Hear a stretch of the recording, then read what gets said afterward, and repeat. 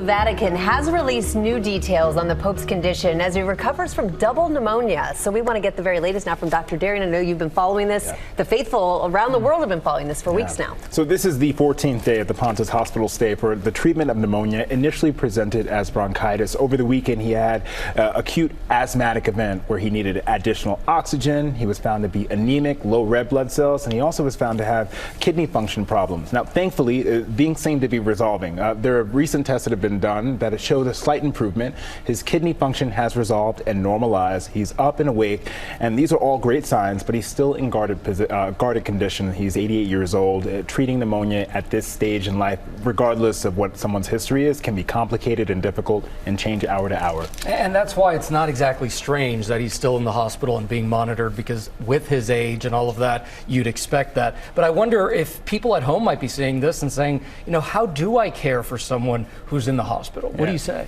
Very important questions. You know, when you're having someone go into the hospital, it can be terrifying, and knowing what to do next can be also very, very confusing. So today's prescription for wellness are on some things we can do when our loved ones are in the hospital. The number one thing you need to do, and I think that this is so important, is get to know the care team. That includes the nurse that's providing for the patient, and that can include not just the doctor, but nurse practitioners and physician assistants.